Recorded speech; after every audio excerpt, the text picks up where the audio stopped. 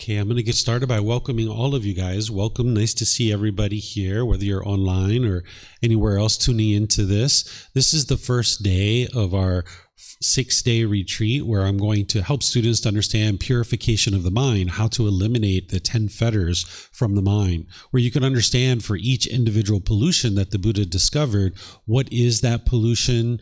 What are the symptoms of it, how to eliminate it, and how to know that you've actually eliminated it. We're going to be spending a lot of time with each one of these fetters as we go through the actual retreat.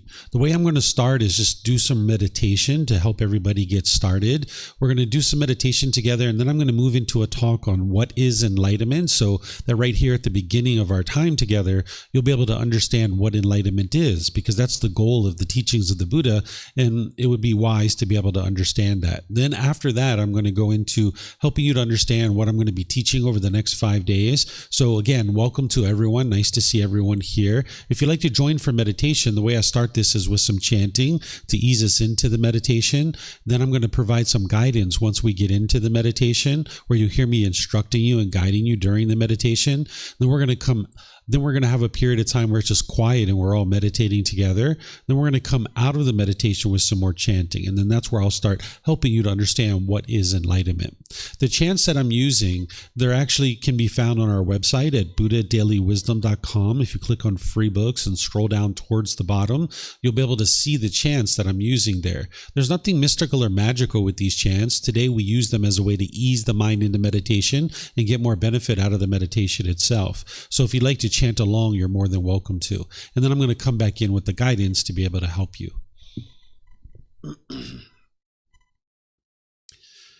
Arahang Samma Sambuddho Mahakeva Bhutang Mahakavanhang Apivateyami Savakato Mahakavata Tammo Dhammang Namasami Supatipano Mahakavato Savaka Sangho Sanghang Namami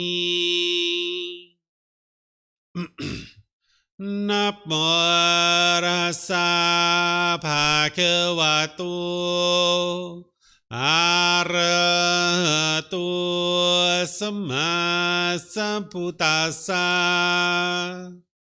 Namo Rasa Bhagavato Arahato Samma Sambuddhassa Namo Rasa Bhagavato Arahato Samma Sambuddhassa Iti piso Mahakava Arahang Samma Sambuddho Vicacaranang Sammuno Sakato Rokavitu Anutero Purisa Dhamma Sati Satatawa Manusrang Bhutto Bhagavati.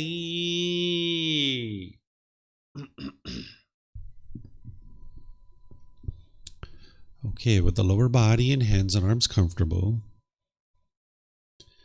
and the upper body erect, just close the eyes and start breathing in through the nose and out through the nose. Here you're just looking to establish the breath. A nice, natural, steady, consistent breath. Not forced or controlled, just a gradual inhale through the nose, experiencing the full breath. And then whenever you're ready, exhale out through the nose.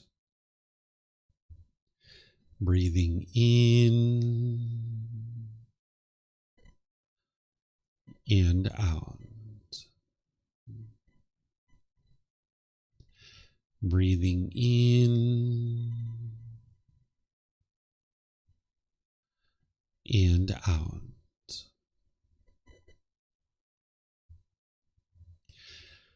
Your breath may not match up with the guidance that I'm providing, and that's okay.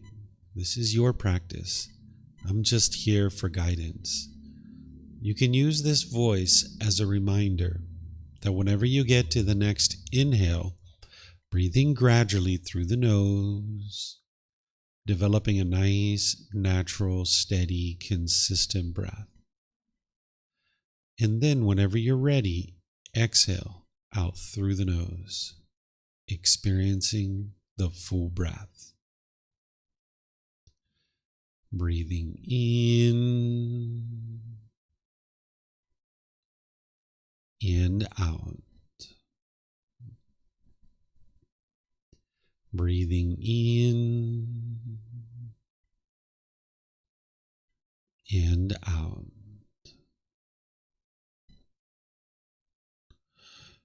With the breath well established, start fixating the mind on the breath, either the sound of the breath coming into the nose or the sensation of air moving over the skin into the nose. The breath is the present moment. Fixate the mind on the breath, the present moment. Breathing in and out. Breathing in and out.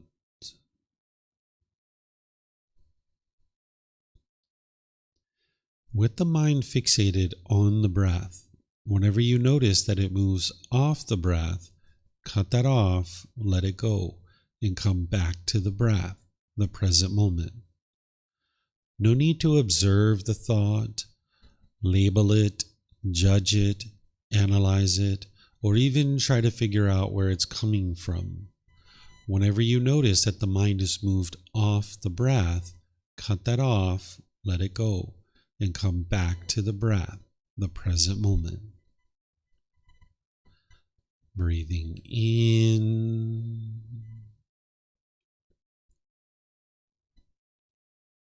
and out.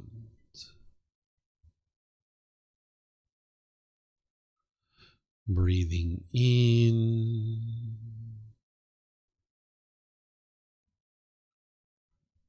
and out.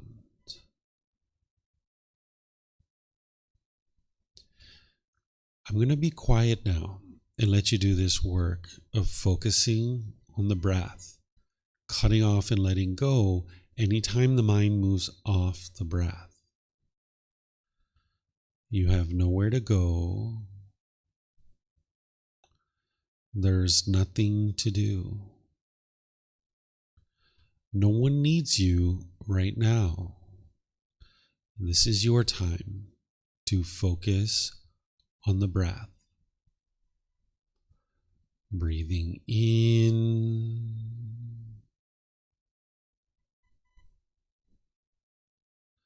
and out.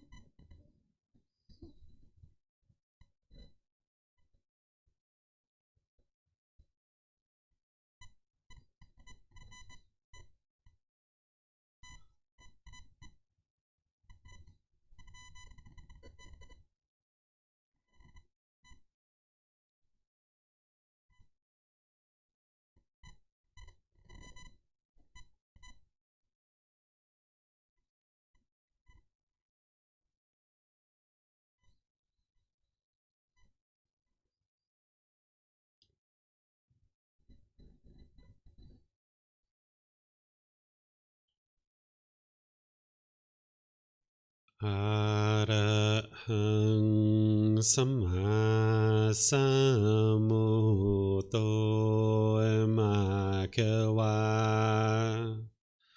พุทธังมหาคะวันหังอภิวาเทมิสวากขาโตมหาคะวัตตาธัมโมธัมมังนัมสสามิสุปฏิปันโนมหาคะวะโตสาวกสังโฆสังฆังนามามินะโมตัสสะภะคะวะโตอะระหะโตสัมมาสัมพุทธัสสะนะโมตัสสะภะคะวะโตอะระหะโตสัมมาสัมพุทธัสสะนะโมตัสสะภะคะวะโตอะระหะโตสัมมาสัมพุทธัสสะอิติปิโส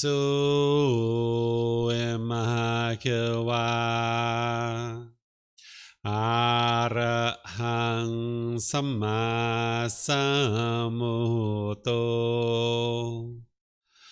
วิชาจารณังสัมมุโนสกขาโตโรกาวิตุอนุเตโรปุริสาธัมมาสติสัตตาตาวามนุสนังพุทโธภะคะวะติ Okay, if you guys would like to slowly make your way out of meditation. Once again, welcome to everyone. Nice to see everyone. Welcome to our retreat. We have a 5-day schedule here where I'm going to be sharing with you the teachings of the Buddha, helping you to be able to progress closer and closer to this enlightened mental state. And what I'm going to do here is I'm going to spend some time just helping you to understand what enlightenment is, because that's an excellent place to start for a retreat like this, is just to understand what this is. So I'm going to be sharing with you guys some teachings here that are going to help you to understand what is enlightenment. And as we go, if you have any questions, you're more than welcome to ask those questions. You can put them in Facebook, YouTube, or Zoom, or you can raise your hand in Zoom electronically and ask any and all questions that you like, just by unmuting your microphone. So the first thing to understand about enlightenment is that it's extremely challenging for the unenlightened mind to understand what this is, because it's kind of like if I sat here and described to you what chocolate ice cream is and what it tastes like, and you've never actually tasted chocolate ice cream or even seen it, it would be very hard for you to be able to understand what chocolate ice cream tastes like.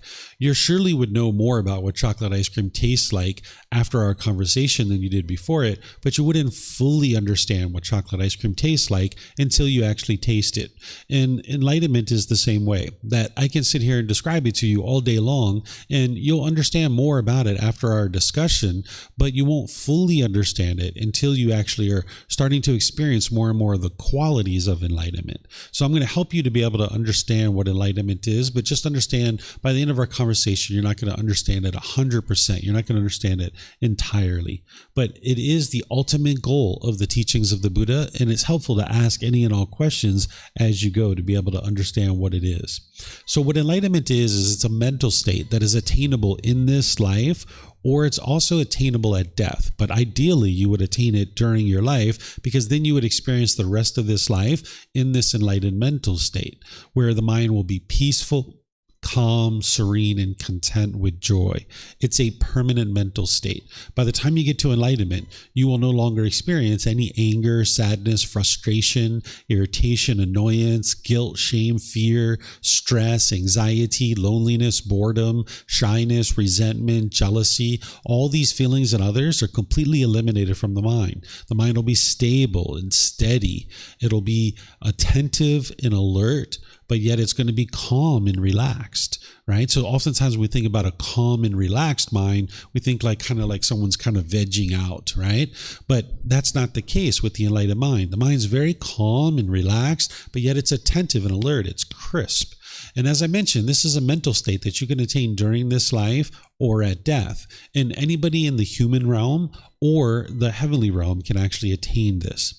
So this is where your mind's concentrated, it's focused, it's steady, it's unshakable. It doesn't matter what's actually occurring in your day-to-day life, your mind will be completely stable and steady. You can get to the point where even if someone like your mother died, you wouldn't grieve or be sad or sorrowful, because it's not love that's causing the mind to grieve and be sad or sorrowful. And you'll understand that as we go in our teachings and be able to help you to understand more and more what's causing the mind to be sorrowful and grieving and sad during that period of time. So you can experience any kind of situations in your day-to-day life and the mind wouldn't be shaken up. It would be calm and steady and stable.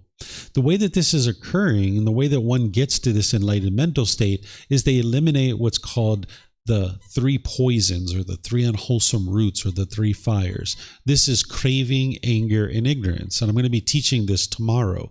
This is where we talk about the pollutions of the mind at a high level. The most detailed description of the pollutions of the mind are the 10 fetters. And that's what we're going to be spending the most of the time with in this particular retreat. But when we talk about these at a high level, we talk about them as craving, anger, and ignorance. So the mind will have eliminated these. And there's certain teachings that the Buddha will share with you to be able to help you uproot these pollutions out of the mind so that you can free the mind of craving, anger, and ignorance. You can eliminate the ego and you can do something called realizing non-self. You'll understand these much more as we progress in our retreat. The mental state is called enlightenment, but we might think about the path to enlightenment as a purification of the mind. This is where over a consistent long-term period of time, you're gradually training the mind to purify it of the pollutions that the Buddha discovered. And that's how one will experience more and more qualities of the enlightened mental state.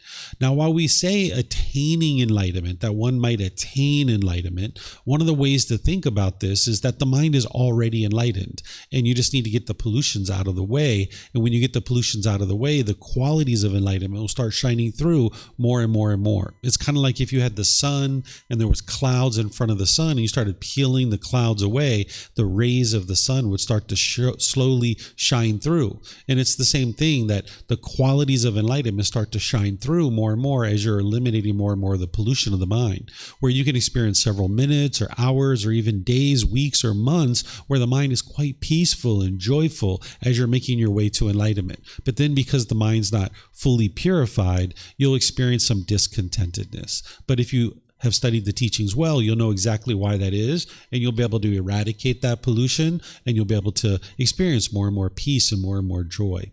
Sometimes people refer to enlightenment as happiness or ultimate bliss. I tend to not refer to it that way, even though there's plenty of happiness in the enlightened mental state. It's because most of the time when people are referring to this, they're talking about the jhanas. The jhanas are 4 preliminary phases that the mind goes through as it's making its way to the first stage of enlightenment. And there's enhanced qualities of mind when an individual is experiencing the jhanas. We're going to talk about this as part of the retreat, helping students to be able to understand what are the jhanas.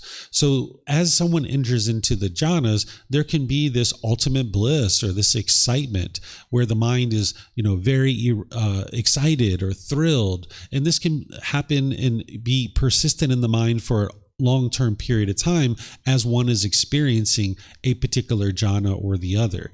So sometimes what people are experiencing is the jhanas, and they think that they're enlightened, and they're describing what they're experiencing as enlightenment, when in reality, it's actually the jhanas. They just don't understand that, because the difference between being on the path to enlightenment and in the jhanas versus being off the path to enlightenment, it's like night and day. So when somebody starts experiencing the jhanas, these enhanced qualities of mind, sometimes people mistakenly think that they're actually enlightened. And if they don't understand that they're experiencing the jhanas, they can start describing what they're experiencing as enlightenment itself. And sometimes these people will tell you that an enlightened being still gets angry or frustrated or agitated or annoyed or any of these other discontent feelings. And in that situation, you can know that the person's not actually enlightened, because an enlightened being doesn't experience that. So this happiness that is typically talked about is conditional happiness, that based on some condition, the mind is going to be happy. That is what someone experiences in the unenlightened state. And that's what people are typically used to, is understanding that type of happiness, conditional happiness. By the time you get to enlightenment, you're experiencing unconditioned happiness or unconditioned joy, where there doesn't need to be any condition met in order to experience that happiness. Where in the unenlightened state, it's like kind of like my mom and dad do this, and my boss does this, my bank account is this, and the weather is this. If I have this kind of house and this kind of car, then I will be happy. That is conditional happiness. And the more conditions that you have, the less and less you can be happy. You kind of sabotage your ability to be happy. But by the time you get to enlightenment, you're beyond all of this. Your mind is informing its inner feelings based on some condition. Your mind can just be happy no matter what. If your bank account balance is here or here, you can still be happy. No matter what kind of car you have, or even if you don't have one, you can still be happy. Doesn't matter what the weather is outside, you can still be happy. But the unenlightened mind can't experience that, because it's only experiencing conditional happiness. So the enlightened mind is beyond this conditional happiness, where it's experiencing unconditioned joy or unconditioned happiness. So that's why I don't describe enlightenment as happiness, because most people don't understand what unconditional happiness is. So the way that you can understand this is through the teachings of the Buddha, to be able to understand that the mind can move beyond these conditional experiences and get to the point where it's just always happy, and it doesn't need to have any condition met to be happy. And that's ultimately what you would like to be able to get to, and that's what one would experience as they're in that enlightened mental state. It'll be 1 year, 2 years, 3 years. The mind is completely peaceful, completely joyful. There's no discontentedness, not even the slightest little ickiness in the mind. So some more about enlightenment and what the advantages of enlightenment are. For an individual who's trained their mind to get to enlightenment, there's that peace, the calm, the serenity, and the contentedness with joy. And it's a permanent mental state. Once the mind is in that mental state, it will be in that mental state permanently. It's impossible for an enlightened being to experience any of these feelings, like sadness, anger, frustration, guilt, shame, fear, jealousy, resentment, stress, anxiety. All of these are completely eliminated from the mind, because the causes and conditions that are producing them have been uprooted. Those pollutions, that craving, anger, and ignorance, and more specifically, the 10 fetters. Purifying the mind of those 10 fetters, the mind's causes and conditions that are producing these discontent feelings have been uprooted, so therefore it no longer experiences these discontent feelings. The mind is just completely peaceful and joyful. And because it's eliminated the pollutions, it will have a high degree of focus, concentration, memory, and clarity of mind. The mind will be performing optimally because it's no longer being bogged down by those pollutions.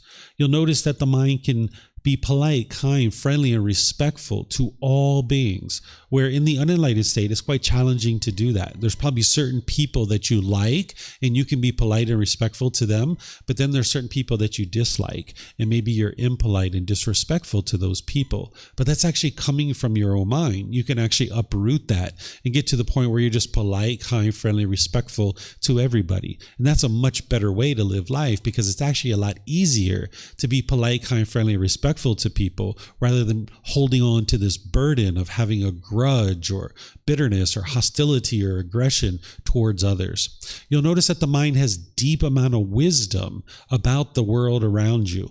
and that you're not causing any harm to any other beings around you. And because of that, you'll notice that your personal and professional relationships are really blossoming. They're being conducted with ease. Where in the past, you would have some bitterness and harshness in your mind. You would have argumentative speech. You might even argue with people. That's what an unenlightened being is experiencing.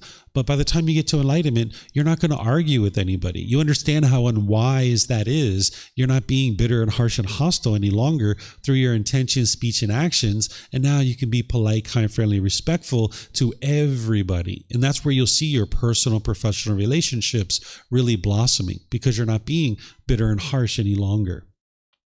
There's some core central teachings that you need to learn in order to make your way to enlightenment, and I share these in all of our foundational classes. In fact, in this retreat, I'm going to share some of these, but not all of them, because oftentimes by the time someone's gotten to this retreat, they've actually already studied the foundational teachings. But this is the foundational teachings that you would like to really focus on when you're first getting started. And if you haven't learned these yet, it's okay. You're still going to gain plenty from this time together during this retreat, but just understand there's some core central teachings that you would like to really focus on.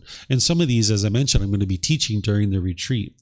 So the 3 universal truths, the 4 noble truths, the Eightfold Path, and the 5 precepts are all foundational teachings that you would like to be able to learn in order to really get started on the path to enlightenment. I'm going to be teaching the 3 universal truths, the 4 noble truths, and the Eightfold Path tomorrow.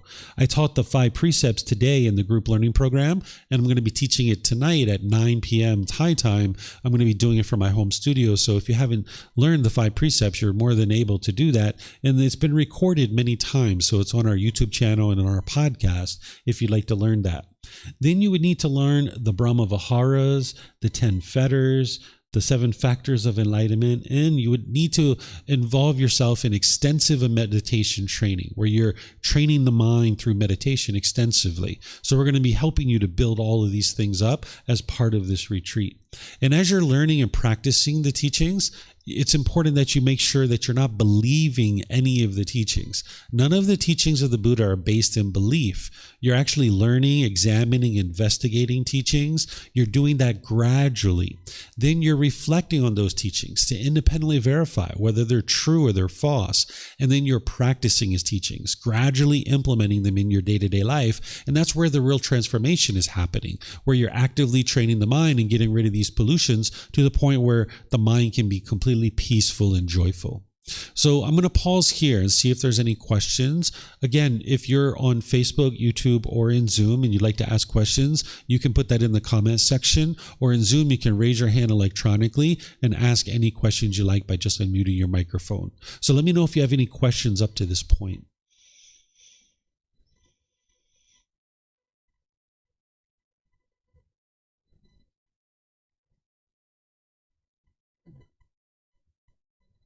Okay, I'm not seeing any questions anywhere.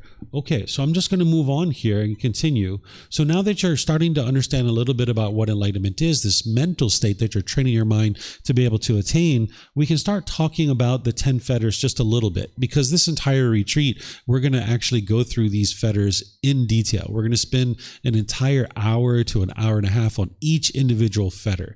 So here, I'm just going to kind of lightly kind of mention them, and then we're going to kind of talk about them in much more detail as part of the retreat. So these are the lower fetters. These all need to be eliminated from the mind, and that's being done through training of the mind. There's personal existence view, doubt, wrong behavior and observances, sensual desire, and ill will. These are what an individual is typically focusing on when they're first getting started on the path to enlightenment. They're learning and developing the Eightfold Path, and that Eightfold Path is they're starting to learn and practice that and bring their practice up to that. It's targeting these particular fetters as well as others as well. But then you get to a certain point where you're starting to experience the jhanas, these enhanced qualities of mind that we're going to talk about. And that's where you kind of pivot and you start focusing on these very closely. And it's through learning and understanding what these are, what the symptoms are, how to eliminate them, and how to know that you've eliminated them, that you can really target each one of them. Up to that point where you're not yet in the jhanas, you're just kind of generally training your mind. You're just kind of gradually getting your arms around all the teachings. But then when you start experiencing the jhanas, you start pivoting and you start focusing on each individual fetter more closely. And that's what we're going to be doing as part of this retreat. So these are the lower fetters. And I usually go through and introduce them to you in a lot more detail than what I'm doing now when I typically do this talk. But because we're going to be learning about each one of these in detail, I'm just going to wait until we get there to be able to talk about these in detail. Then there's the higher fetters. This is what you're focusing on as you're getting rid of more and more of the lower fetters. You start more and more closely focusing on the higher fetters. You can actually be working on all of them simultaneously. You don't need to eliminate one before you move on to the others, but you can actually work on them all simultaneously. But it does help to kind of look at them in order and start to learn them and eliminate them in order. Even though you might be working on maybe the 8th fetter of conceit, you can still be really targeting number 1, right? So that doesn't mean that you have to wait until number 1 is eliminated before you eliminate and start working on number 8. So you can actually be working on them all simultaneously. So that's why it's helpful to be able to learn them all. But it's the core central teachings of the Buddha that are going to generally target all of these. But then there's ways to actually go in and actually specifically target them, where the general teachings of the Buddha are more generally helping you to eradicate these. When you go in and specifically start working with them individually, that's where you can really target them. Okay, so as you're eliminating these 10 fetters, you are moving through these 4 stages of enlightenment: stream enter, once returner, non-returner, and arahant. The Buddha referred to them in this way, and there are certain reasons why they're referred to in this way, where today we might just call it the 1st, 2nd, 3rd, and 4th stage of enlightenment, where during the lifetime of the Buddha, the 1st stage of enlightenment was referred to as a stream enter. Because just like you enter the stream, like if a log were to enter the stream, it's going to eventually get to the ocean. It's just a matter of time. The same thing is true once you get to the 1st stage of enlightenment. You're going to get to enlightenment. It's just a matter of time. And then there's once returner, which we might refer to as the 2nd stage of enlightenment. But it's referred to this way because if you die in that stage of enlightenment, you're going to come back to the human world one more time and have an opportunity to get to enlightenment, and you will get to enlightenment in that next life. Then there's something called a non-returner, or the 3rd stage of enlightenment. It's referred to as a non-returner because if you die in that stage of enlightenment, then you're going to be reborn into the heavenly world and you're going to attain enlightenment from there. Now, I realize I'm starting to mention kind of the different realms, and this is something that you may not have had an opportunity to study or independently verify yet.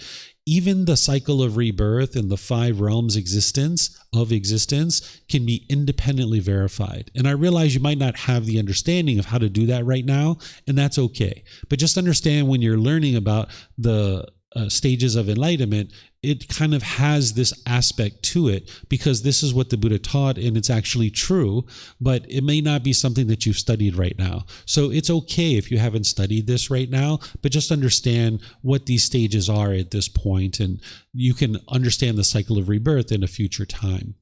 Then there's something called an arahant, or the 4th stage of enlightenment. This is where the mind's actually completely purified, where the mind is actually enlightened. And if you die in that stage of enlightenment, there is no rebirth in the cycle of rebirth. The Buddha leaves it as an undeclared teaching of what happens next for an enlightened being. He doesn't declare what does or doesn't come next, because this path to enlightenment isn't about an afterlife. It's not about believing a bunch of things and then hoping something good happens when you die. It's about getting to a wonderful life now. It's about learning, growing, and developing as an individual, doing this inner work, and getting to an outstanding life now. So the teachings of the Buddha aren't about getting to this afterlife. So the Buddha never describes what comes next for an enlightened being. He intentionally leaves it as an undeclared teaching. But by the time you get to enlightenment, your mind is so peaceful and so joyful, you're not going to care what's next. Because if there's something next, it's either as good as what you're currently experiencing or better. And if there isn't anything next, so what? You're already peaceful. You're already joyful. But if there was something really wonderful that happens after enlightenment, and the Buddha actually described that, that's one more thing that your mind might be craving and longing, yearning for. And now you have to eliminate that in order to be able to get to enlightenment. So the Buddha's teachings aren't about getting to this wonderful afterlife that your mind longs and yearns for. It's about getting to a wonderful life now, so that in the present moment, your mind is actually peaceful and joyful and content, where your mind's not longing, yearning for what's next, right? So that arahant, this is the fourth stage of enlightenment where the mind is actually enlightened. And then there's something called a Buddha, which we'll talk about, which is not a stage of enlightenment, but is a unique individual who's actually gotten to enlightenment. So as you're moving through these stages of enlightenment, an individual is eliminating the 10 fetters. When someone has eliminated the first, second, and third fetter, or these pollutions of mind, that's where the mind is now moved into the first stage of enlightenment. And when they've gotten to that first stage of enlightenment, there's been this significant reduction in the discontentedness. Whatever anger and sadness and frustration or annoyment or whatever else you were experiencing prior to the path to enlightenment, by the time you get to the first stage of enlightenment, it's just a mere fraction of what it once was. And you can notice this for yourself. That's where this path, you're able to see for yourself that the teachings are actually working, because you can see your mind becoming more and more peaceful and more joyful. And by the time you eliminate these first 3 fetters, there's going to be a significant reduction in the discontentedness. Then if someone's already eliminated those first 3 and they've thinned out number 4 and 5, this mind is in the second stage of enlightenment. This is where one would be considered a once returner. So thinning out a fetter is like it's not as strong anymore. It's been diminished, significantly reduced. So, for example, if you're noticing that you're not as interested in sex anymore, that could be because your central desire is starting to wane and starting to eliminate. Doesn't mean you're in the second stage of enlightenment, but that's an idea to help you understand, like maybe at one time in your life, you had a lot of craving for sex, but now maybe not so much, right? That's the fetter starting to diminish. Or if you remember at one time in your life, you were very angry and bitter and harsh and hostile, but now maybe that's kind of diminished where you don't have as much ill will and anger and frustration in your mind. That's that fetter diminishing. So that's what one would experience when central desire and ill will is starting to diminish. And this individual is in the second stage of enlightenment.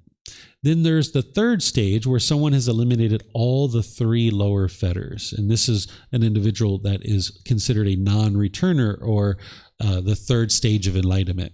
And then there's the stage of enlightenment, which is the fourth stage, referred to as an arahant. This is where the mind is actually enlightened, where the individual has eliminated all the 10 fetters. The mind's been completely purified. There's no discontentedness in the mind whatsoever.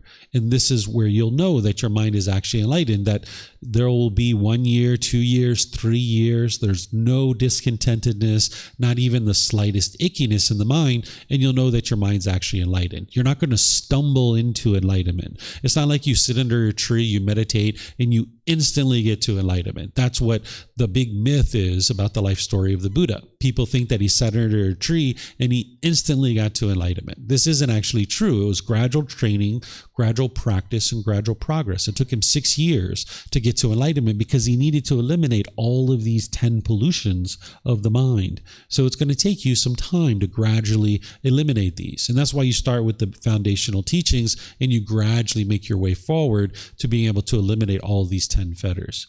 So these are the 4 stages of enlightenment and what happens if you die in one of these 4 stages of enlightenment. Now, these 4 stages of enlightenment aren't something that you're going to brag about, right? You're not calling up your mom like, hey, mom, guess what? I'm a stream enter. Aren't you proud of me? Right? You're not going to put this on your Facebook page and on your profile and kind of blast it out to everybody. That would be conceit. That would be arrogance. What this is like a personal growth plan. This is the Buddha helping you to be able to see how to gradually progress forward in your journey to enlightenment. These are things you might discuss with your teacher to be able to discern whether or not you actually are in one of these 4 stages of enlightenment, but you're not going to go around bragging or boasting about these kinds of things because that's a big indication that you're not actually enlightened. So these are for your own personal growth and development. In terms of what a Buddha is, we refer to this person as a fully perfectly enlightened one, or a Buddha. They meet 3 primary criteria, and then there's other criteria as well. The first criteria is that they get to enlightenment by themselves without the help of any teachers or any guides. They then dedicate the rest of their life to sharing their independently discovered teachings with countless people, and countless people will get to enlightenment during that person's lifetime. Then they will preserve their teachings teachings in such a way that countless more people will get to enlightenment after their death. So these are the three primary criteria of what makes a Buddha a Buddha. So you can see that you're not an actual Buddha. You're going to need help on this path to enlightenment.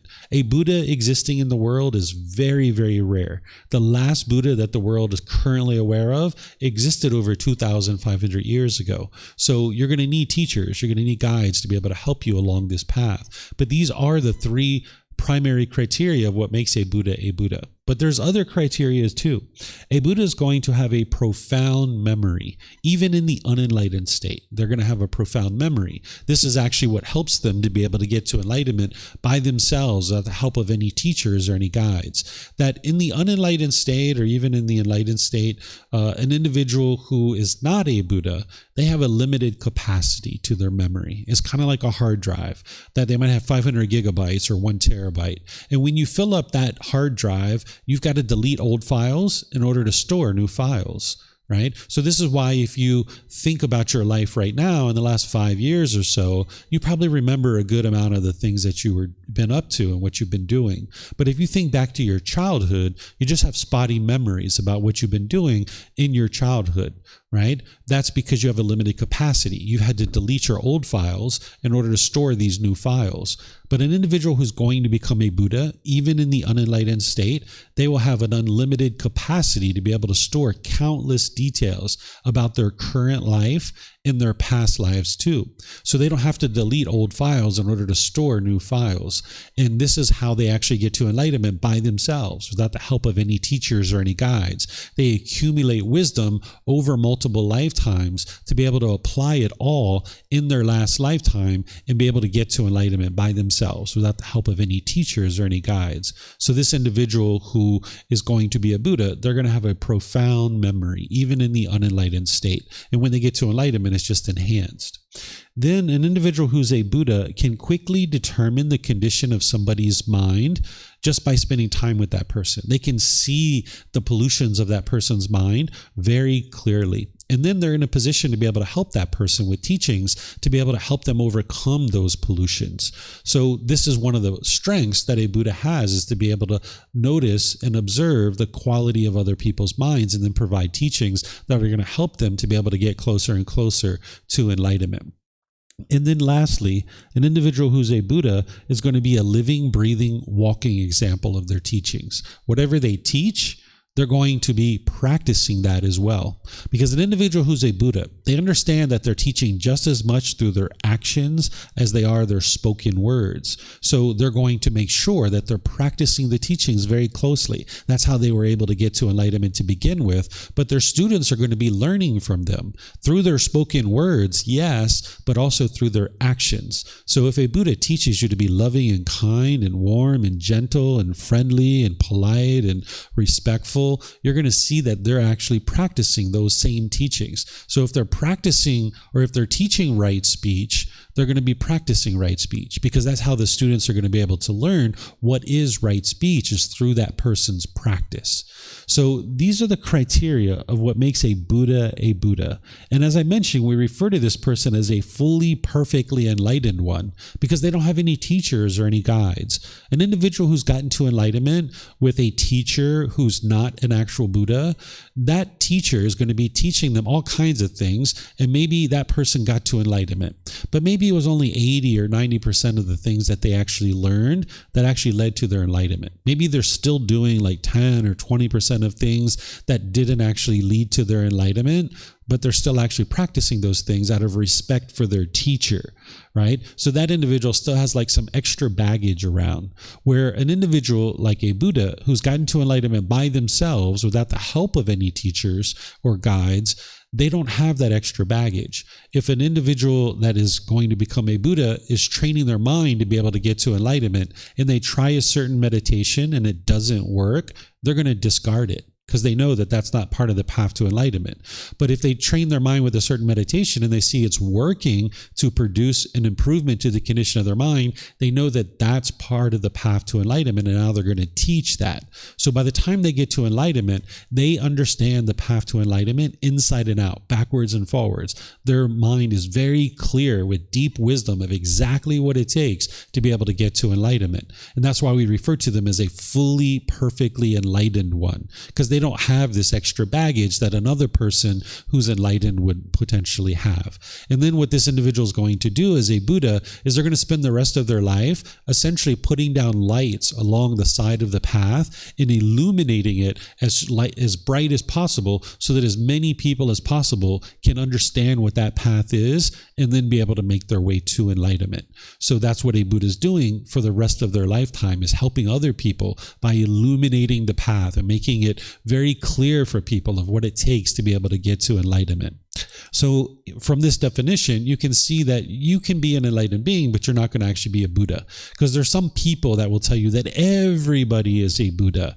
That's not actually true. That's not what the Buddha taught. That's what people are describing today because they don't understand what a Buddha is. But this is what a Buddha is, and you'll be completely satisfied and content and very joyful being an enlightened being. You don't actually need to be a Buddha in order to be an enlightened being. So a Buddha is an arahant. They're an enlightened being, but they've done it on their own without the help of any teachers or any guides. They dedicate the rest of their life to sharing their independently discovered teachings, helping countless people get to enlightenment during their lifetime. Then they will preserve their teachings in such a way that countless more people will get to enlightenment after their death. So this person is a fully, perfectly enlightened one. So one of the things that I do, and one of the methods that I use to be able to teach, is I explain what something is, and then I explain what something is not, right? This will help you to understand what something is if I explain what something is not. So here, what I do is help you to understand the best way to know that the mind is not enlightened, because then that'll help you to understand what enlightenment is. So if an individual is experiencing discontentedness, conditioned pleasant feelings, painful feelings, and feelings that are neither painful nor pleasant, they know that they're not enlightened. And what I mean here by conditioned feelings is based on some condition, the mind is going to experience a feeling. So if you get happy when it's sunny outside, that means that when the sun is no longer there, you'll get painful feelings like sadness, anger, or frustration.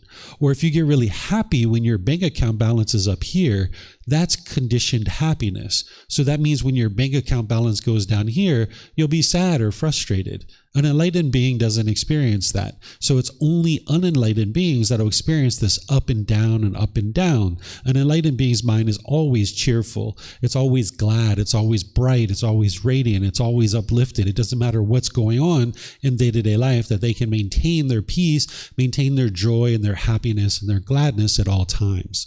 So if an individual is experiencing conditional feelings, then they know that they're not enlightened. But if you're beyond all of that and you're experiencing unconditioned mental qualities that are consistent and persistent, then you'll know that your mind is enlightened, because you're experiencing that for 1 year, 2 years, 3 years.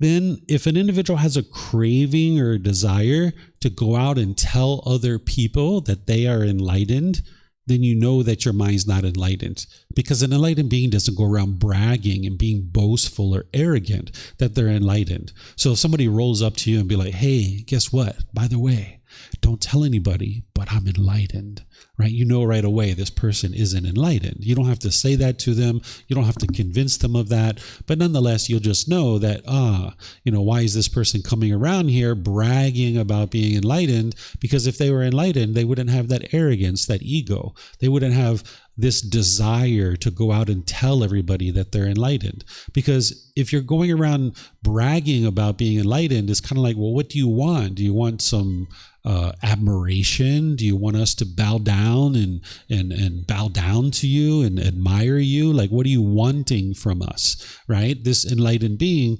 wouldn't actually do that. They wouldn't go around bragging. They wouldn't be looking for admiration and validation from other people. They would be completely satisfied and content within their own mind. They don't need other people to know that they're enlightened to be able to experience that peace and that joy. And then lastly, if an individual is complacent, where they're lacking motivation or initiative or enthusiasm or a willingness to do something, then you know that the mind is not enlightened. Maybe you feel dull or lethargic, because that's what the unenlightened mind does, is it'll chase and chase and chase and chase and chase and chase and chase things, or it'll swing all the way to the other side, where it'll be dull and lethargic and complacent and lacking a willingness to do something, lacking initiative. And when you see that in your mind, you know that you're not yet enlightened. An enlightened being will have cheerfulness and brightness, and the mind will be uplifted and it'll be willing to go forward in life and take care of any certain task that you need to take care of in your day-to-day life. So there won't be this complacency in the mind. Okay, so let me see if you guys have any questions on what I've been talking about so far. Remember, you can put that into Facebook, YouTube, or Zoom in the comment section, or in Zoom, you can electronically raise your hand, unmute your microphone, and then ask any and all questions that you like.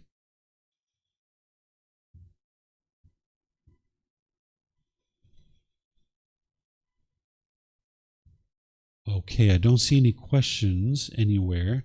All right. So now I'm going to continue forward, helping you guys to understand just a few more things here before we go into talking about kind of the overview of this retreat and what it is that you're going to be learning over the next 5 days. So the 7 factors of enlightenment is something that you're going to need to know in order to be able to get to enlightenment. Sometimes people think that the 7 factors of enlightenment are to determine whether you are enlightened or you aren't enlightened. And this isn't actually true.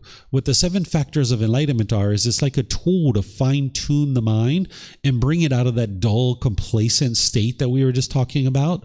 But also if the mind is excited and overactive and anxious, and maybe you're having obsessive thoughts, the 7 factors of enlightenment will help you bring the mind down to the middle, or it'll help lift your mind up out of that complacency and that dullness and bring it to the middle.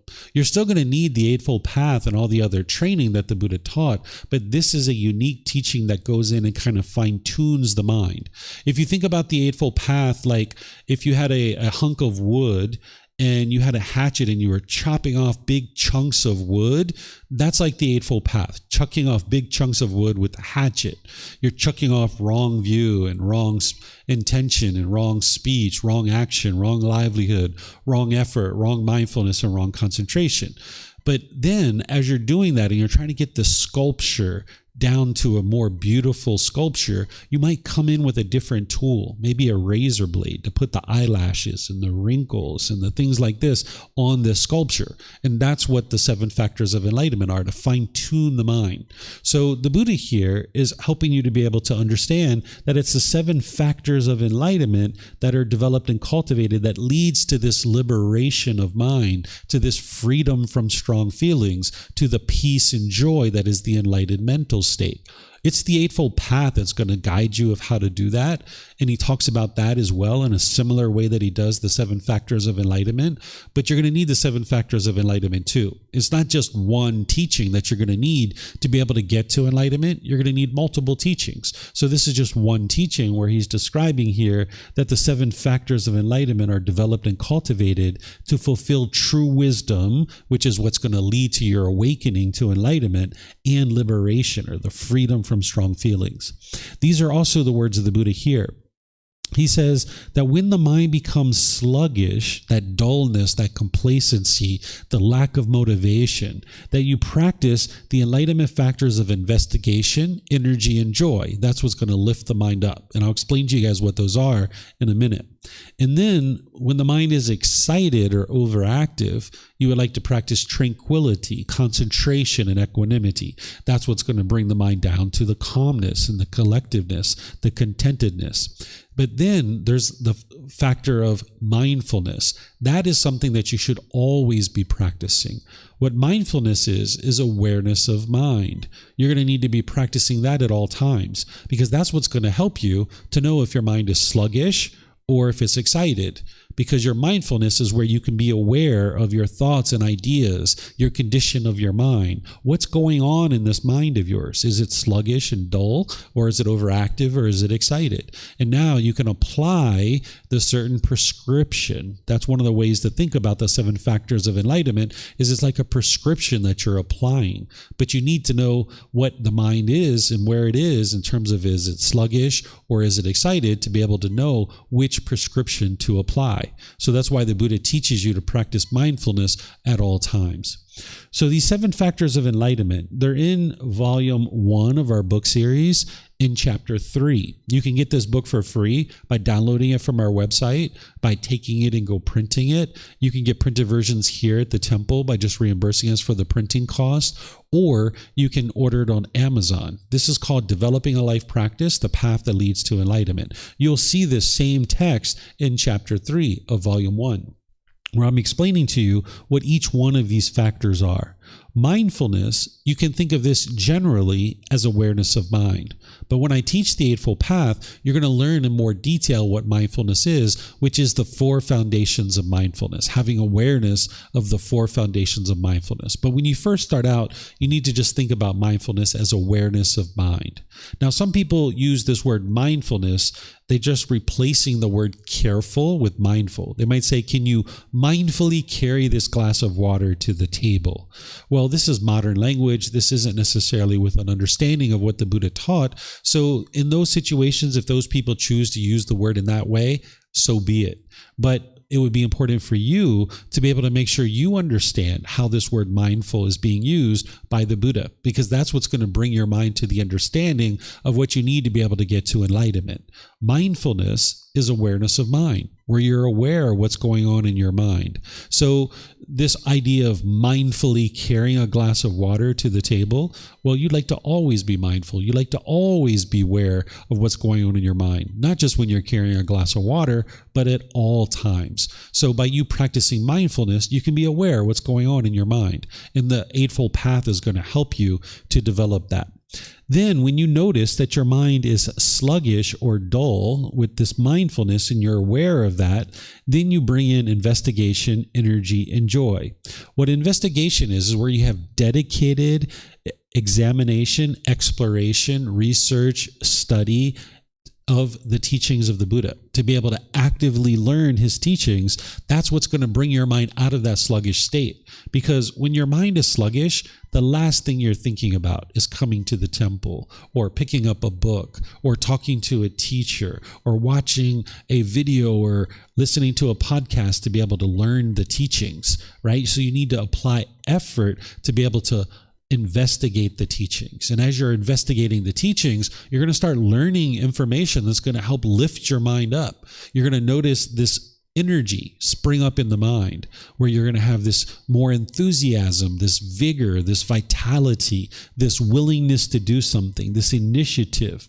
And as that's starting to spring up, then you're going to see this joy starting to come into the mind, where there's this joy that isn't associated with any particular object. It's unconditioned gladness, right? Where the mind can just be glad without any condition being met.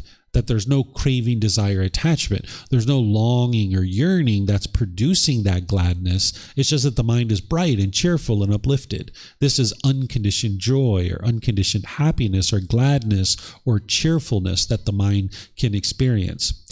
Then with your mindfulness, when you're noticing your mind is excited or overactive, you'd like to bring it to the middle. So that's where you bring in the tranquility, the relaxed, steady, stable, the peacefulness, the stillness of mind. That's where the mind will then start experiencing concentration, where it'll have this mental alertness, this attentiveness, ability to give your full attention to a single object. This is also referred to as singleness of mind, because what the mind's going to do when it's in that overactive, excited state is it's going to be bouncing around from thing to thing to thing to thing to thing to thing to thing to thing. And you're not interested in allowing the mind to continue to do that. So you'd like to bring in the tranquility and the concentration to focus the mind. And then there's equanimity, the calmness and composure, the evenness of temper, especially in a difficult situation. So you get a phone call that your mom was in a terrible car accident, rather than picking up the keys and rushing across town and getting into an accident yourself, or showing up to the hospital with your mind all frazzled and you can't even listen to the doctors or nurses about what's going on, you would like to maintain your calmness and your composure. That when you hear that your mom's been in a terrible car accident, you understand that this is impermanence, that your mom can't be permanently healthy. It's just not possible. And the fact that she's in an ambulance on her way to the hospital, that's the best place for her to be. You rushing across town isn't going to help anything. So you just gradually make your way to the hospital. And then when you show up, your mind's calm and collected, and you can talk to the doctors, talk to the nurses, find out what's going on, and start making some wise decisions to help her. But if your mind's all shaken up and overactive, you're not going to be able to do that. So the Buddha teaches you to have calmness and composure in the mind. And you're going to be able to do that when you bring in this equanimity and, of course, practicing the Eightfold Path in detail.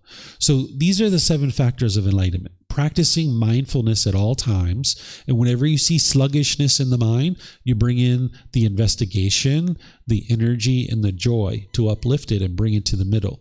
And whenever you see the mind overactive or excited, you bring in the tranquility, the concentration, and the equanimity to bring it into the middle. Because as long as you allow your mind to stay on either side of this, the mind's going to just stay wired that way. You need to bring the mind to the middle and keep it there for longer and longer periods of time. And now the mind will just stay there all the time. Initially, there's going to be a lot of effort to get the mind to be able to do this. But then over time, it just becomes effortless because the mind just stays there all the time. So this is the 7 factors of enlightenment. Do you guys have any questions on this important teaching?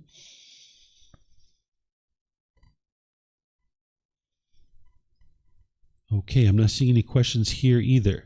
Okay, so now what I'm going to do is just share very specifically the advantages of enlightenment beyond what we've already talked about in this discussion. We've already talked about how the mind is peaceful, calm, serene, and content with joy, and it's a permanent mental state. We've talked about by eliminating the pollutions of the mind, you'll experience this high degree of focus, concentration, memory, and clarity of mind because the mind's performing optimally by the time you get to enlightenment. We've talked about how you eliminate these discontent feelings because you've uprooted the causes and conditions that are producing them. It's physically impossible for an enlightened being to experience anger. Oftentimes people think anger is caused by something external. That's not actually true. You can see through the teachings of the Buddha in a way that you can independently verify that it's your own mind that's causing these feelings. And I'm going to be teaching this tomorrow morning so students can be walked through to be able to see how to independently verify that it's your own mind that's causing these feelings. So you can actually uproot the causes and conditions that are producing them so that you never need to experience them ever again.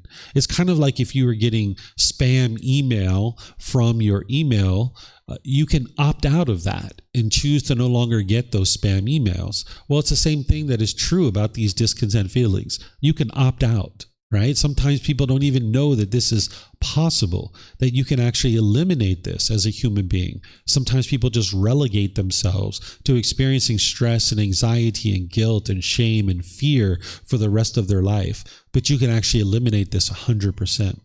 By the time you get to enlightenment, there's this deep wisdom. There's the politeness, kindness, friendliness, and respect where you're not causing harm to other beings. And because of that, your personal and professional relationships are really blossoming. You don't have this bitterness and harshness and hostility in your mind anymore towards other people. So therefore, since you're not putting that out, it's not coming back to you. Right now, if you're putting out bitterness and harshness and hostility in your relationships, that's what's coming back to you. But by the time you transform your mind and more, you're not putting out bitterness and hostility, then you'll see that your relationships will really improve. They're going to really blossom. They're going to be at ease because you're being polite, kind, friendly, respectful in all your relationships. By the time you get to enlightenment, you will be incapable of decline, meaning your mind cannot regress backwards. It's impossible for your mind to actually regress backwards. Even when you get to the first stage of enlightenment, your mind won't regress backwards from there. But by the time you get to enlightenment itself, it's physically impossible for the mind to experience discontent feelings. Enlightenment is a permanent mental state that you'll be experiencing for the rest of this life. by the time you get to enlightenment, you'll always be always in a good mood. You'll never be in a bad mood any longer because the causes and conditions that are producing that bad mood have been uprooted. All days are a good day. There's never a bad day. In the unenlightened state, when you have craving, desire, attachment, you'll go out into the world longing, yearning, wanting things to happen a certain way. And if things are going your way and you're getting all your cravings, your wants and expectations met, you'll say, wow, this was such a good day. This was the best day ever.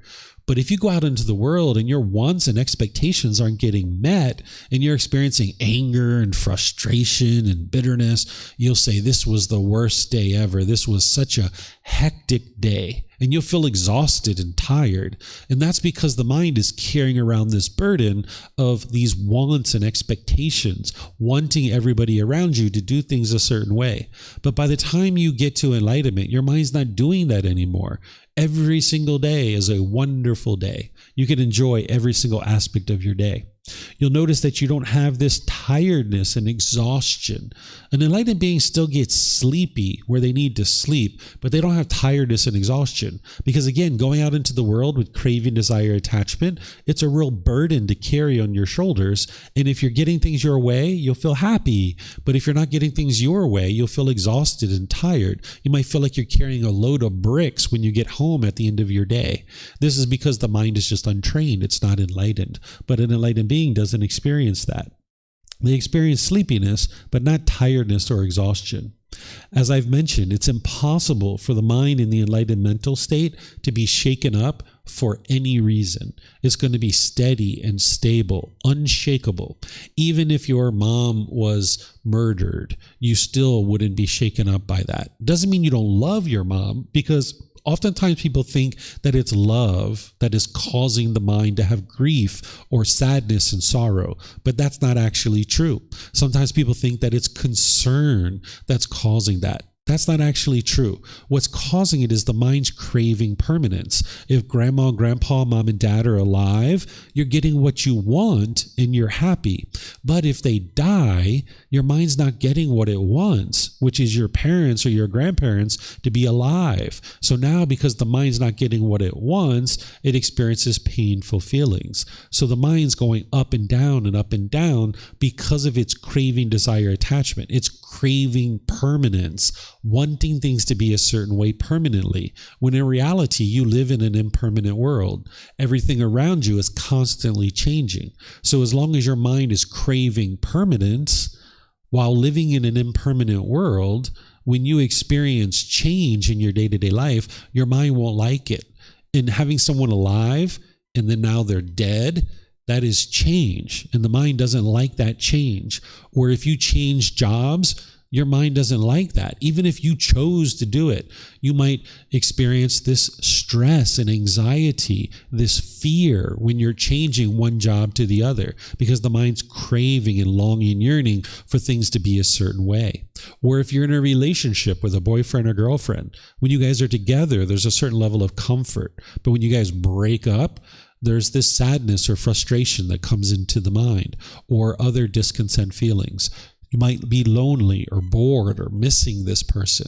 That's because the mind's holding on and craving permanence. So by the time you get to enlightenment, it's impossible for your mind to be shaken up because it doesn't have this craving for permanence, wanting things to be a certain way. By the time you get to enlightenment, life is no longer a struggle. It's not difficult. In the unenlightened state, there's plenty of difficulties, plenty of struggles. And that's helping you to be able to see that your mind is not yet awake. It's not fully awake. But by the time you get to enlightenment, you'll have deep wisdom about the natural laws and the way the world functions, and you'll be able to navigate this world with ease. Because when you live in a world that you don't understand, you'll struggle, you'll have difficulties. But when you fully awake to these natural laws, you'll be able to navigate the world peacefully and joyfully.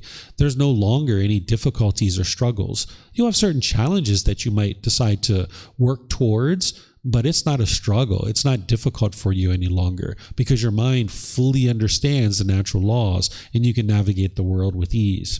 So you'll be living this ideal life that is enjoyment of every aspect of your life. And again, right now, that's not where you are, and you might not even be able to fathom that that is even possible. But it's through training your mind that you can actually achieve this and experience this more and more. So let me stop here and see what questions you guys have on anything I've shared here.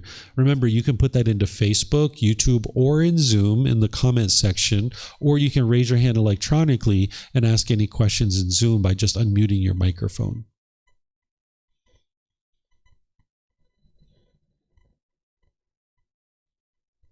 Okay, I don't see any questions anywhere. All right, so now just moving on to what this retreat is going to entail and what I'm going to be teaching over the next 5 days. So the way that I think about a retreat, the way I think about these classes, the way that I think about my role as a teacher is I'm essentially like a tour guide, helping students to be able to get closer and closer to this enlightened mental state. I can't give anybody enlightenment.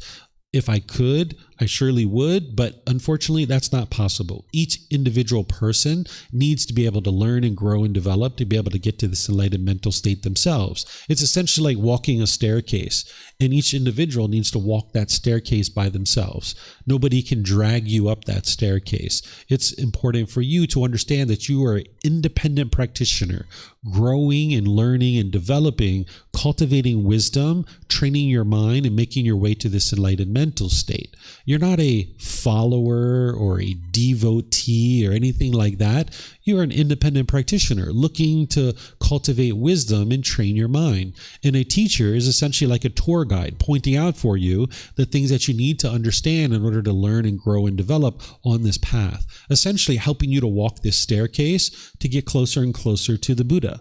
So that's what a retreat like this is for, is to provide you the staircase so that you understand what you need to do in order to walk up this staircase. So that's what I'm doing, is I'm helping you to be able to understand this staircase and how to ascend this staircase to the top.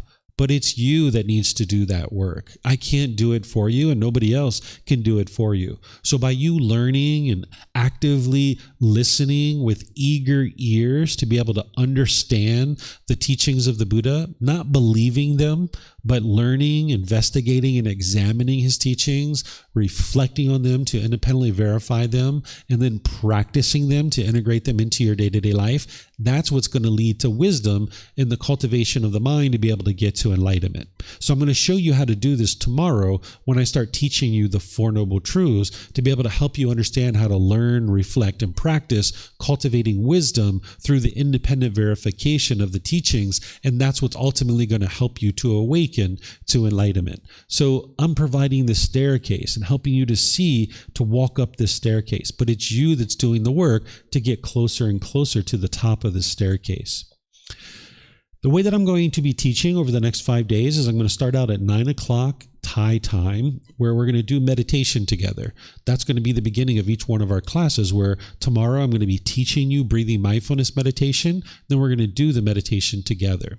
Then after the meditation, I'm going to start teaching you some other topics of things that you're going to need to learn to be able to gradually develop on the path to enlightenment. We're going to take a mid-morning break in the morning, probably around 10:30 or 11, but then we're going to come back from that and you're going to learn some more, and we'll end up taking our lunch break around 12:30. And at 12:30, there's going to be lunch and free time. This is where you can actually go out on excursions that we have planned, or you can just have free time and just do whatever you like. And I'm going to share with you guys what those excursions are. We're going to today be going to the Sunday walking market, which is right out here out in front of the temple. Tomorrow, we're going to be going to Sangampang, which are the hot springs. On Tuesday, we're going to be going to an elephant sanctuary. On Wednesday, we're going to be going to a children's orphanage. On Thursday, we're going to be going to this recreation area, which is where we can have food and relax and spend some time together as a community. So these are the things that we're going to be doing from 12:30 to 6:30. And these are all optional. If people would like to go to these, they're more than welcome to. But if they're not interested, that's fine too. You can just go out and spend time doing whatever you'd like to do. But these are organized for you if you would like to go.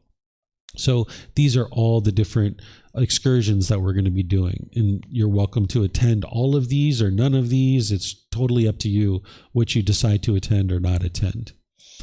And then when we come back at 6:30, we're going to start with meditation again, and then we're going to have an evening talk from 7 to 8:30. And then we're going to be teaching you some more about the teachings of the Buddha. And then we'll finish up at 8:30, and then you'll have free time from that point forward. So throughout the entire day, you'll be learning and growing and developing on the path.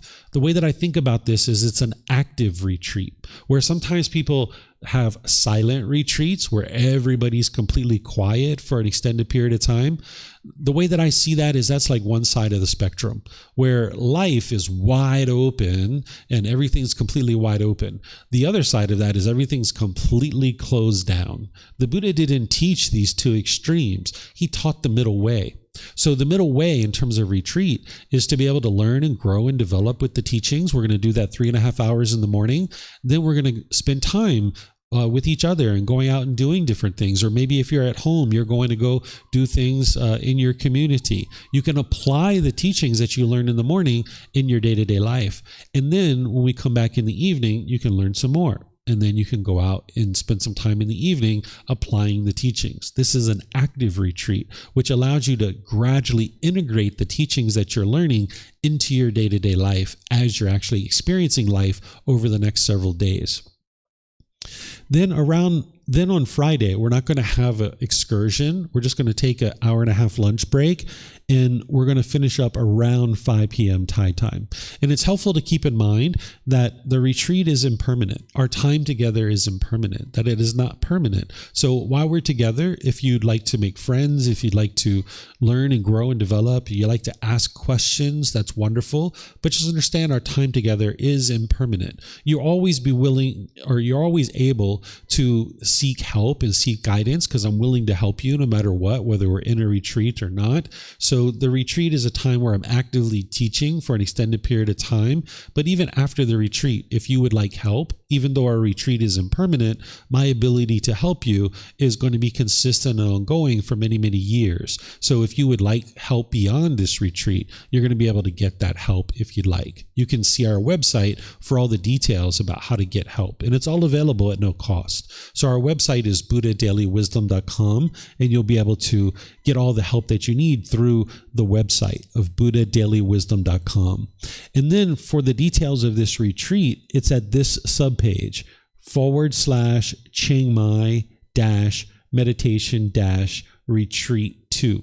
So if you go to this particular URL, you're going to see all the details for the retreat, exactly what times I'm going to be doing what talks and things of that nature, all the details that you need. So that way you can participate in the events that you would like to participate in. Okay. So here's what I'm going to be teaching over the 5 days. I'm going to be teaching breathing mindfulness meditation, which is a primary form of meditation that the Buddha taught in order to be able to move the mind to enlightenment. There's other forms as well that you're going to be learning as part of this retreat, but this is the primary form, and that's why we're starting out with that tomorrow morning.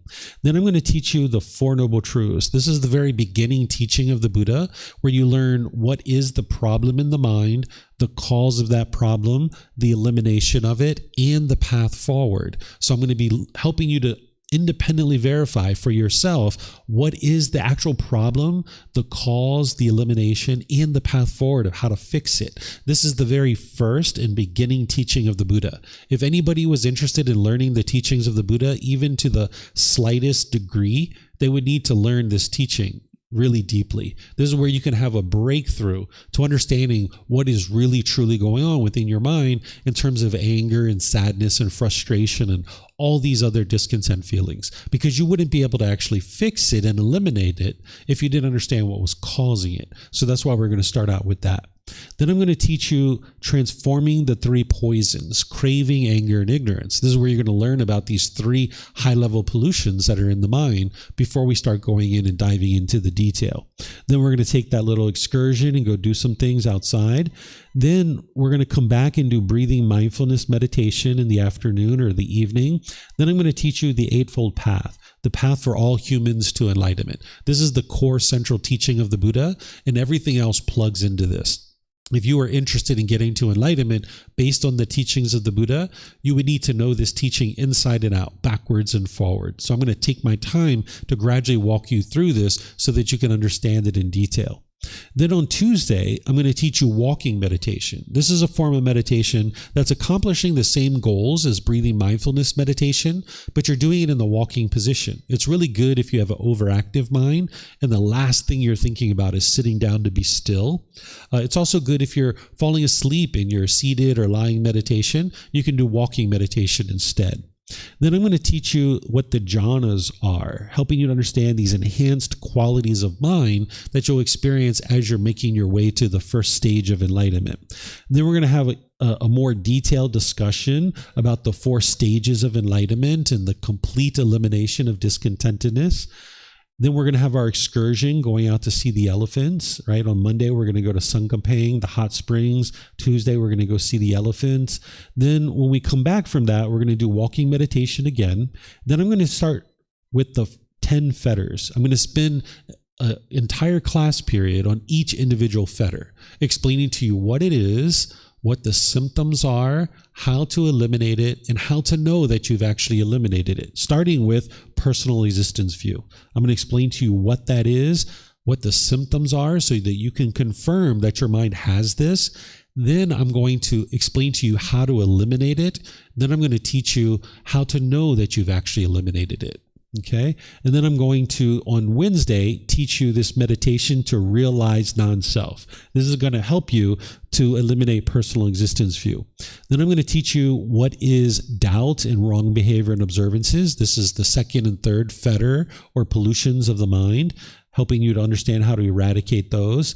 Then we're going to go do our excursion, which is going to the orphanage to be able to spend time with the children and help them through some donations. Then we're going to come back from that and do the meditation to realize non-self.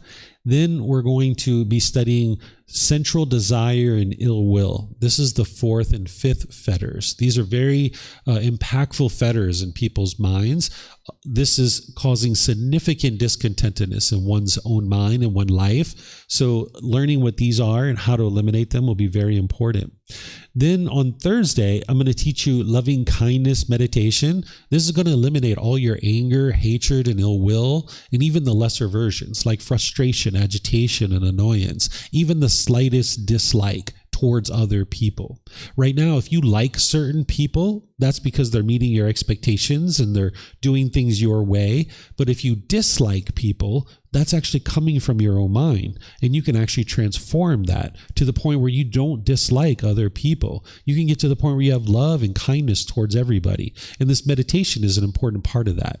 Not only does it eliminate your anger and hatred and ill will and all those lesser versions towards other people, but it also eliminates that towards yourself. If you have anger and bitterness and harshness and you have like this negative self-talk within your own mind, maybe this inner dialogue where you're degrading and diminishing to yourself, you can eliminate that through this loving kindness meditation. So I'm going to be teaching that.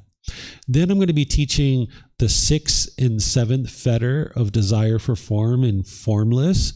I'm also going to be teaching what is conceit. This is part of the ego, the arrogance, the mind being boastful and prideful. Then on Thursday, we have an excursion to Hua Tung Tao, which is the reservoir, to be able to go out and do that. Then when we come back from that, we're going to do the loving kindness meditation. And then we're going to be teaching how to eliminate this pollution of restlessness. This is like an overactive mind where the mind's overactive and just, go all the time. Maybe you have this random thoughts that just keep churning in your mind over and over and over again. There's a way to actually eliminate that. Then on Friday, we're going to teach a meditation to eliminate sexual cravings. I'm going to teach dependent origination. This is the highest, most ultimate truth of the Buddha, which is going to help you to be able to see why your mind keeps experiencing rebirth over and over and over again in a way that you can independently verify, and why you keep experiencing discontentedness over and over and over and over again. So I'm going to help you to be able to understand that. That's the highest, most ultimate truth of the Buddha. Then I'm going to help you to understand this fetter of all fetters. It's called ignorance, or the unknowing of true reality, the lack of wisdom, the confusion and misunderstanding that the mind has. I'm going to explain to you what that is, the symptoms of it, how to eliminate it, and how to know that you've actually eliminated it. Then after our lunch break, we'll have a 1.5 hour lunch break. We'll come back and do this meditation to eliminate sexual cravings. Then I'm going to teach you how to determine if you've attained enlightenment, because that's what this whole retreat is about, helping you to understand how to get to enlightenment. Nobody is going to be enlightened by the end of this 5 days together, but as you're making your way to enlightenment, you would like to know how to determine if you're enlightened or not. So I'm going to teach you that. Then we're going to have a closing group discussion where any and all questions that you might have from the retreat, you can ask them here. If you haven't asked them already during the retreat, maybe I taught something on Monday that you didn't necessarily have any questions about, but after you've thought about that, maybe Tuesday, Wednesday, Thursday, maybe by Friday you have some questions, and that's going to be kind of like a wrap-up discussion where you can ask any and all questions that you like. So do you guys have any questions on our plan for our time together over the course of this retreat?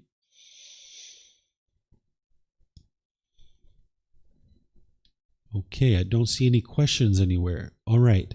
So this retreat is based on this book series. It's called The Words of the Buddha. You can actually get it from our website and download it for free. You can take it and go print it. You can get it here at the temple, or you can order it through Amazon if you'd like. You'll find that this book series is available in all these different places. So the entire retreat is covering a fair amount of the things that you see here, but you're going to be wise if you gradually make your way through this book series, starting with volume 1 and then gradually working your way forward from there. Okay, so essentially what we're doing in all the things that I do in terms of the retreats and programs and books and audiobooks and videos and podcasts and personal guidance and all the things that I'm involved in is I'm looking to restore the teachings of the Buddha back into the world in such a way that countless beings can be able to get to enlightenment through everybody learning and understanding what is the path to enlightenment. If everybody in the world had gotten to enlightenment, we might describe this like heaven on earth. So the entire species that has gotten to enlightenment, that would be heaven on earth, because nobody would be bitter and harsh and hostile to each other. People would be loving and kind and warm and gentle. There would be no such thing as famine and child abuse and homelessness and drug addiction and wars and all these things, right? All these things would disappear from the face of the earth. And the way that this happens is one person at a time. So by one person choosing to learn and grow and develop on this path, you can get to the point where you're practicing harmlessness, where you're not causing harm to others. And slowly but surely, there can be this ripple effect throughout the world. So that's what these kinds of events are designed for, so that more and more people can be able to experience the understanding of what it takes to get to this enlightened mental state, what enlightenment is, and then be able to share that with others someday if you would like to share with other people and they're open to that.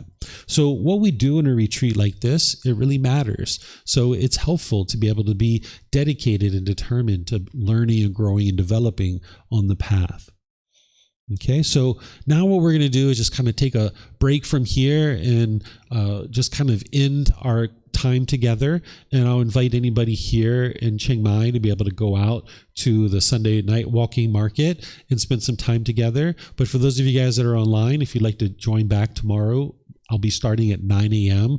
our class, and I'll just end by thanking all of you guys for dedicating some time to learn and grow and develop on the path to enlightenment. I'm very pleased to be able to share the teachings of the Buddha with you, and as you need help or guidance, whether it's during this retreat or afterwards, you're always welcome to reach out to me. I'm here to help all of you.